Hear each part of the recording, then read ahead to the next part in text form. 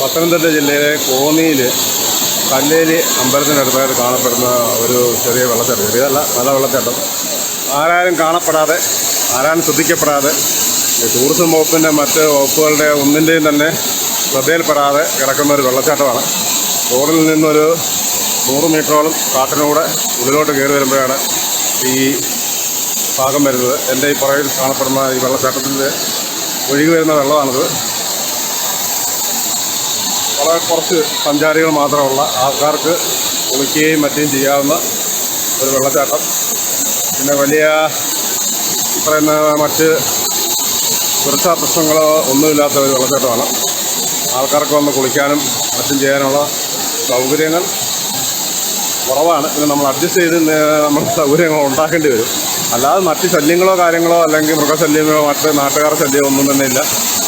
തിരക്ക് വളരെ കുറവുള്ള, വലിയ ആരവങ്ങളോ ശല്യങ്ങളോ ഒന്നുമില്ലാത്ത ഒരു വെള്ളച്ചാട്ടമാണ്. പിന്നെ വരുന്നൊരു കാര്യം ചെയ്യണം, പരിസ്ഥിതിക്ക് ദോഷം ഉണ്ടാക്കുന്ന പ്ലാസ്റ്റിക് അങ്ങനെയുള്ള സാധനങ്ങൾ ഒന്നൊക്കെ ഒഴിവാക്കിയിട്ട് വേണം വരാൻ. വളരെ നല്ല ഒരു സത്യം പറഞ്ഞാൽ എനിക്ക് ഭയങ്കരമായിട്ട് ഇഷ്ടപ്പെട്ടു. ഒരു ശല്യമില്ല. ഒരു ചെറിയ മഴയൊക്കെ ഉണ്ടായിട്ടുണ്ട്. മഴയും ഈ വെള്ളച്ചാട്ടത്തിലെ വെള്ളത്തിലുള്ള കുളിക്കാൻ നല്ല രസമുണ്ട്. അതെന്താ ആ വെള്ളച്ചാട്ടത്തിൻ്റെ ദൃശ്യങ്ങൾ നിങ്ങളെ ഒന്ന് കാണിക്കാം. ഇതാണ് വെള്ളച്ചാട്ടം. ആ വെള്ളച്ചാട്ടത്തിൽ നിന്ന് ഇറങ്ങി വരുന്ന വെള്ളമാണ്. വെള്ളത്തിൽ കുളിക്കുന്നത് എൻ്റെ മോനാണ്.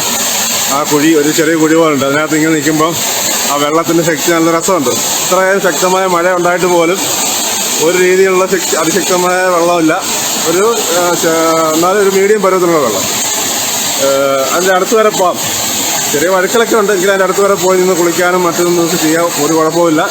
ഇതിൻ്റെ വഴിയെന്ന് പറയുന്നത് കോന്നി പുല്ലൂർ റോട്ടിൽ എലിയറക്കൽ ജംഗ്ഷനിൽ നിന്നും കല്ലേലി അമ്പലത്തിലേക്കുള്ള വഴിയെ പോകുമ്പോൾ കല്ലേലി അമ്പലത്തിൽ നിന്ന് 1/2 കിലോമീറ്റർ മാറി വലത്തോട്ടൊരു വഴിയുണ്ട്.